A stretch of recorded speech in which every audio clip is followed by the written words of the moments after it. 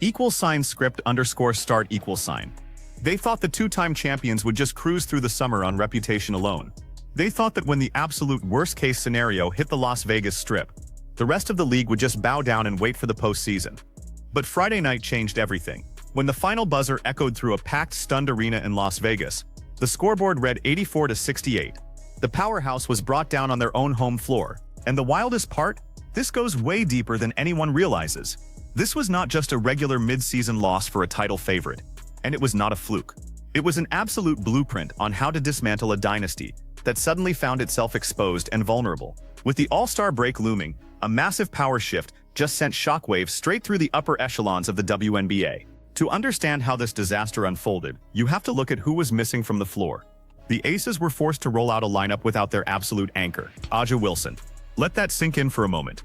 Wilson has only missed 15 games in her entire stellar 9-year career. She is the structural foundation of everything Las Vegas does on both ends of the floor.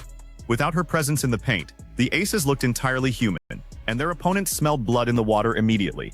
Remember this detail because it becomes crucial later. Las Vegas entered this highly anticipated matchup tied at the top of the league standings alongside a dangerous Minnesota squad. ESPN Analytics heavily favored the Aces to not only win this game but to cruise back to the finals. The logic was simple, as they figured the champions had enough depth to overcome any temporary setback. But instead of a showcase of depth, the world witnessed an absolute collapse of execution. The team turned the ball over on 4 of their first 6 possessions of the game, setting a chaotic, frantic tone that they never recovered from. The early minutes on the Vegas Strip became a showcase of defensive breakdown and offensive panic. Head coach Becky Hammon could only watch as her backcourt star Chelsea Gray desperately tried to stabilize the offense across midcourt. Gray did manage to knock down a signature mid-range jumper through pure patience, but the cracks were already showing. With Wilson sidelined, the coaching staff openly admitted they were forced to work on their second and third options in the offense. That is a terrifying reality to face against a hungry opponent that is playing with absolutely zero fear. Now here's the part that should make you angry if you are a fan of championship-level basketball. The effort level from the supporting cast was completely lacking when the pressure mounted. While Jackie Young attempted to carry the scoring load by attacking the lane one-on-one and finishing off the glass, the interior defense completely disintegrated. Players like Kaya Stokes and the rest of the front court were instantly put in deep trouble.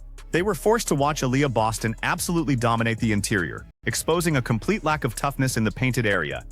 When you look closely at the film, the tactical breakdown becomes undeniable.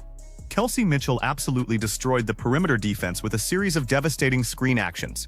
The defense kept letting Mitchell get to her dominant left hand off the wide pin-down screens, which is a massive scouting report failure.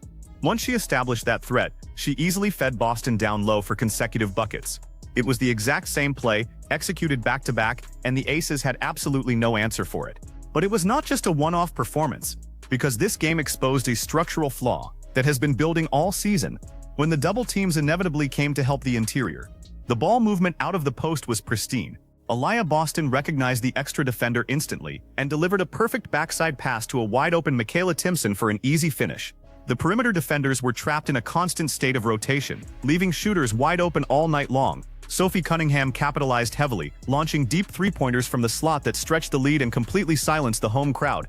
Imagine if your boss asked you to do your job with your most important tool completely missing, and then blamed you when the project failed. That is exactly what the Aces tried to navigate.